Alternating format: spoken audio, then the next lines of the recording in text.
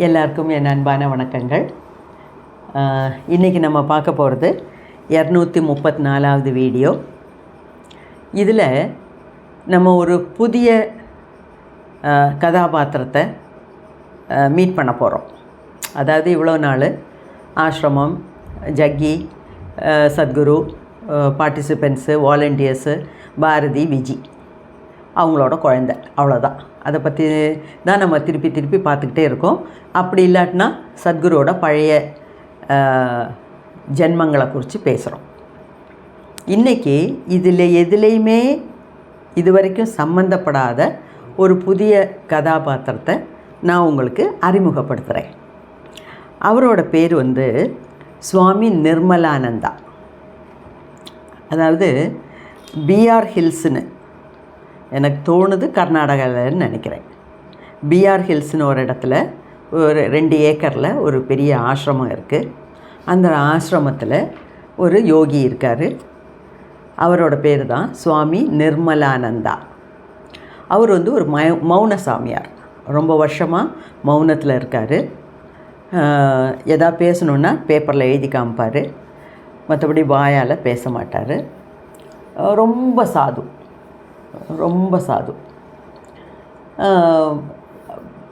சாமிக்கு பூஜை பண்ணும்போது பூ செடியிலேருந்து பறிக்க மாட்டார். கீழே விழுந்த பூக்களை தான் எடுத்து சாமிக்கு கொடுப்பார்.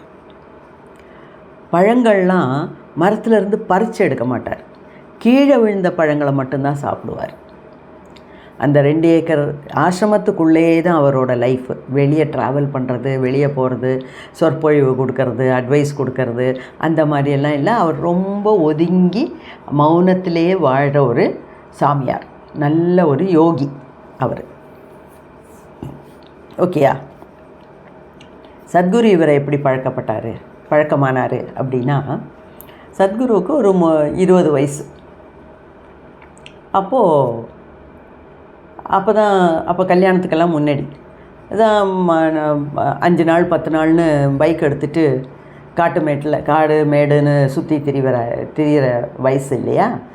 அப்போ கொஞ்சம் தூரம் காட்டுக்குள்ளே போயிட்டார் ஒரு தடவை. 5 நாளாக பட்டினி, கொலை பட்டினி, ஒன்றுமே சாப்பிட கிடைக்கல. அவருக்கா ரொம்ப தள்ளாடி போச்சு. 5 நாளாக ஒன்றும் சாப்பிடாம பைக்லேயே சுற்றுறாரு. அப்போ திருப்பி வரும்போது ரொம்ப டயர்டாகி போச்சு. எங்கேயாவது ஏதாவது சாப்பிட்டா தான் இனிமேல் என்னால் வண்டி ஓட்ட முடியுங்கிற நிலைமைக்கு வந்தாச்சு. இப்படியே பார்க்குறாரு. திருப்பி வர வழியில் ஒரு ஆசிரமத்தை பார்க்குறாரு. சத்குருவுக்கு ஆசிரமத்துக்கு போகிறது, குருவை ஃபாலோ பண்ணுறது, கோயிலுக்கு போகிறது, இந்த மாதிரி விஷயத்துல எல்லாம் இன்ட்ரெஸ்டே கிடையாது. அவர் ஒரு தனிப்பட்ட முறையில் வாழ்ந்துட்டுருக்கார். அப்போ இந்த ஆசிரமத்தை பார்த்தோன்னே, ஆஹா, இங்கே ஏதாவது சாப்பிட கிடைக்கும் அப்படிங்கிற ஒரு சந்தோஷம். ஆசிரமத்தை பார்த்து உள்ளே போகிறாரு. இந்த ஆசிரமத்துக்கு உள்ளே நுழைஞ்ச உடனே ஆசிரமத்துக்கு உள்ளே போகிறதுக்கு 15 படிக்கட்டு கட்டியிருக்காங்க. இவர் நேராக வண்டியை 15 படிக்கட்டு வழியாக மேலே விடுறார். ஏன்னா அவ்வளோ பசி. நேராக மேலே போகிறார். பூட்ஸ் எல்லாம் அப்படியே அழுக்கு படிஞ்சு கிடக்கு. பூட்ஸு, தலை, உடம்பு அதெல்லாம் அப்படி தான் இருக்கும். நல்ல டிப்டாப்பாக காலையில் போயிட்டு சாயங்காலம் வர மாதிரியெல்லாம் இல்லை. காட்டில் மேட்டில் அலைஞ்சு தீர்றவங்களுக்கு என்ன டிப்டாப் முடியாது. ஒன்றும் இல்லை. நானே சயின்ஸ் டீச்சராக இந்த குழந்தைங்களெல்லாம் நேச்சர் வாக்குக்கெல்லாம் எஸ்கார்ட் கூட்டிகிட்டு போவேன். காலையில் நல்லா நீட்டாக ஜீன்ஸு டிஷர்ட்டுன்னு போட்டுட்டு போவோம், நல்ல மேக்கப்பெல்லாம் போட்டு. சாயங்காலம் வரும்போது கை காலெல்லாம் அழுக்கு, மேலெல்லாம் அழுக்கு, அந்த நடந்து போகிறது, அந்த சேறு சகதி எல்லாம் மேலே, தலையெல்லாம் சீவனமாக, முகம்லாம் எப்படியோ விகாரமாக இருக்கும். அந்த மாதிரி தான் திரும்பி வருவோம். திருப்பி குளித்தாதான் நிம்மதி. அந்த மாதிரி அப்போ இவர் 5 நாளாக சாப்பாடு இல்லாமல் அலைஞ்சு திரிஞ்சு வந்திருக்காரு. பூட்ஸில் எல்லாம் அப்படியே சேரும் சகதியும், உடம்பெல்லாம் அழுக்காக இருக்குது. நேராக 15 படியில் வண்டியை எடுத்துகிட்டு போயிட்டு ஆசிரமம் வாசலில் போய் நிற்கிறார். அப்போ சுவாமி நிர்மலானந்தா ஆசிரமத்திலேருந்து வெளியே வரார். வந்தோடனே சத்குரு காலில் விழறார். அதாவது சுவாமி நிர்மலானந்தாவுக்கு ஒரு 60-65 வயசு இருக்கும், சத்குருவுக்கு 20 வயசு. இவ்வளோ பெரிய ஒரு யோகி தான் காலில் விழுந்தோடனே இவர் ஒரு மாதிரி ஆயிட்டார். ஆனால் அதை கூட அவர் பெருசாக பொருட்படுத்தலை. ஏன்னா அதை விட பயங்கரமான ஒரு விஷயம் உடம்பில் நடக்குது, பசி. ஃபுட்டு இருக்கா, பசிக்குது அப்படின்னு அவசரப்படுத்துகிறார். எனக்கு ஃபுட்டு வேணும், நீ கையில் விழுறியோ காலில் விழுறியோ அதெல்லாம் அப்புறம், எனக்கு முதல்ல சாப்பாடு ஏதாவது கொடு அப்படின்னு கேட்குறார். உடனே சுவாமிஜியும் புரிஞ்சுக்கிட்டு உள்ளே போய் ஏதோ ப்ரெட்டெல்லாம் டோஸ்ட் பண்ணி கொண்டு வந்து கொடுக்குறாரு. கொடுத்து சாப்பிட்டுட்டு போகிறார். அதுக்கப்புறம் சத்குரு அடிக்கடி இந்த ஆசிரமத்தில் வந்து சுவாமி நிர்மலானந்தாவை பார்க்க ஆரம்பிக்கிறார். இடையில வந்து பார்ப்பார். வரும்போதெல்லாம் ஃப்ரூட்ஸ், பழங்கள் வாங்கிட்டு வருவார். அதே மாதிரி இந்த சுவாமி நிர்மலானந்தாவும் சத்குரு போகும்போதெல்லாம் 2 லிட்டர் 3 லிட்டர் கேன் நிறையா தேன் கொடுத்து அனுப்புவார். தேன் வந்து எப்போவுமே ஒரு கம்ப்ளீட் ஃபுட்டு. தேன் வந்து சத்குருவுக்கு ரொம்ப பிடிச்ச ஒரு உணவு கூட. அதை பற்றி எத்தனையோ வீடியோஸில் சொல்லியிருக்காரு. ஈஷாலையில் நிறைய நமக்கு தேன் கொடுப்பாங்க. இந்த தேனில் தான் வேப்பிலை கொத்து மஞ்சள்லாம் அரைச்சி காலையில் ஃபுட்டு. சத்குரு அதை பற்றி நிறையவே சொல்லியிருக்கார். அப்போ எப்போ போனாலும் இந்த சுவாமிஜி சத்குருக்கிட்ட 2 லிட்டர் 3 லிட்டர் கேன் பாட்டில் நிறையா சுத்தமான தேன் கொடுத்து அனுப்புவார். அந்த மாதிரி இவங்க அப்படி இப்படி தினம் அடிக்கடி பார்த்துக்கிட்டு இருந்தாங்க. அப்புறம் சத்குரு கல்யாணம் ஆச்சு. ஒய்ஃபையும் கூட்டிகிட்டு போய் சுவாமியை பார்த்தாரு. ஒய்ஃபோட வந்தோடனே டக்குன்னு அவருக்கு புரியல. அப்போது இப்படி காமிக்க ஐடென்டிஃபை பண்ணிட்டாரு. கடைசியில் பைக்கில் வந்தவன் தானே அப்படின்னு இப்படி கையில் காமிக்கிறார். எஸ் அப்படின்னு சொன்னோன்னே அப்புறம் பேசுகிறாங்க. ஆனால் நான் சுவாமி நிர்மலானந்தா வாய் திறந்து எதுவும் பேச மாட்டார். எத்தனையோ வருஷமாக மௌனத்திலே இருக்கிறவர். ஆனால் இவங்களுக்குள்ளே அப்படி இப்படி பேசிக்கிறாங்க. ஒரு தடவை சுவாமிஜியை பார்த்துட்டு வெளியே வரும்போது 2 பேரும் பைக்கில் வந்துட்டுருக்காங்க. இவங்க வந்து நின்னது ஒரு பெரிய காட்டு யானை முன்னாடி. பெரிய காட்டு யானை எப்படியோ அது முன்னாடி வந்து பட்டுட்டாங்க. ஆனால் யானை வந்து இவங்கள பார்க்கல. யானை வந்து அந்த பக்கம் திரும்பிகிட்ருக்கு. இப்படி வேறு டைரெக்ஷனில் தலை வச்சு பார்த்துட்ருக்கு. அந்த யானை மட்டும் திரும்பி இவங்கள பார்த்துருந்தா அந்த தும்பிக்கையாலே அடித்து போட்டிருக்கோம். அவ்வளோ பக்கத்தில் இவங்க பைக்கில் போய் நிற்கிறாங்க. முன்னாடி போக முடியாது, முன்னாடி யானை, பின்னாடி வரவும் முடியல. ஏன்னா பைக்கு ஸ்டார்ட் பண்ணாலே, பைக்கு சத்தம் கேட்டாலே யானை திரும்பிடும், இவங்கள பார்க்கும் கட்டாயமாக. அந்த மாதிரி ஒரு இக்கட்டான நிலைமை. முன்னாடியும் போக முடியல, பின்னாடியும் வர முடியல. அங்கேருந்து எப்படி எஸ்கேப் ஆகிறது, எப்படி தப்பிக்கிறதுனே தெரியல. அப்படியே 2 பேரும் மிரண்டு போயிட்டாங்க. அப்புறம் இந்த பக்கம் பார்த்தா ஒரு பெரிய பள்ளத்தாக்கு. அது ஒரு மலைப்பிரதேசம், ஒரு பெரிய ஆழமான ஒரு இடம். வேறு வழியே இல்லை. ஒரு நிமிஷம் பார்த்தாரு, ஒரு செகண்ட் பார்த்தாரு சத்குரு. பின்னாடி ஒய்ஃபை வேறு வச்சுட்டு வந்திருக்காரு. எப்படியாவது அங்கேருந்து எஸ்கேப் ஆகணும். டக்குன்னு வண்டியை கீழே அந்த பள்ளத்தாக்கில் விட்டுட்டார். விஜயன்னா பயந்து நடுங்கிட்டாங்க. திட்டுறாங்க. பின்னாடி உட்காந்துட்டு முதுகில் அடிக்கிறாங்க. என்ன வேலை பண்ணீங்க, என்ன நினச்சிட்டு இந்த மாதிரி வண்டியை விடுறீங்க, என்ன பண்ணுறீங்க? ஏன்னா அவ்வளோ பயந்துட்டாங்க.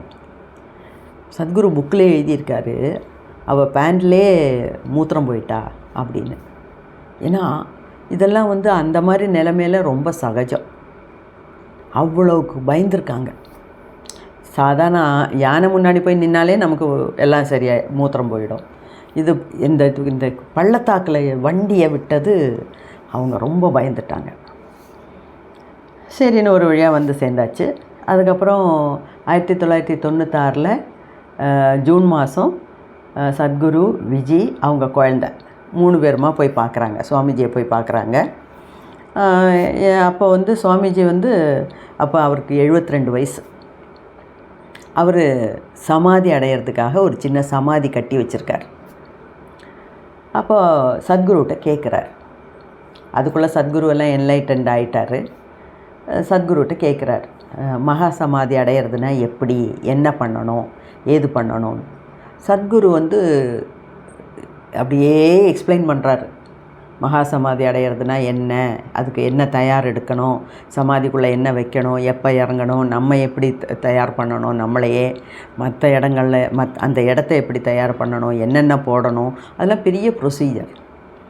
அதெல்லாம் சத்குரு விவரமாக விவரிச்சுக்கிட்டே இருக்கார். அதை சுவாமிஜியும் கேட்குறாரு, இந்த விஜயும் பக்கத்தில் உட்காந்து ரொம்ப கவனமாக கேட்குறாங்க.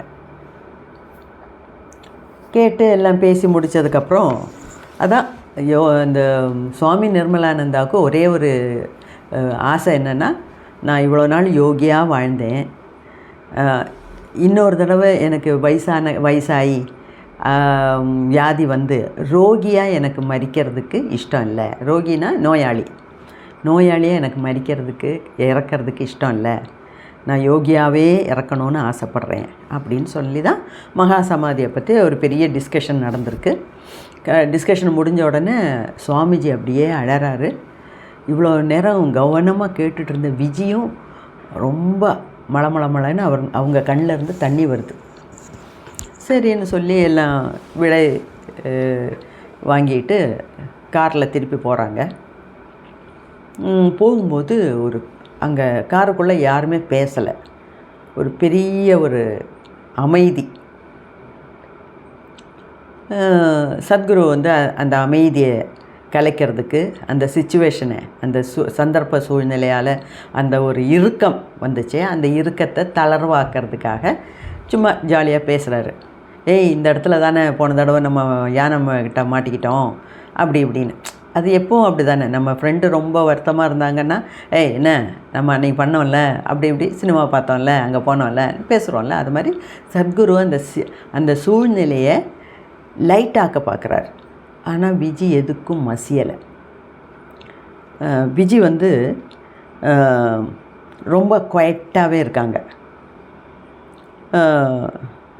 அப்புறம் சரி, இந்த சிச்சுவேஷனை லைட் ஆக்கிறதுக்காக எல்லோரும் காரை விட்டு கீழே இறங்கி நிற்கிறாங்க கொஞ்ச நேரம். அது நம்மளும் செய்வோம். நம்ம லாங் ட்ரைவ் போனோம்னா நல்ல ஒரு காமாக ஒரு இடத்துல மரத்துக்கடியில் காரை நிறுத்திட்டு எல்லோரும் கைகால் நீட்டிக்கலாம் அப்படின்னு சொல்லி கார்லேருந்து இறங்கி கொஞ்சம் அப்படி இப்படி நடப்போம்.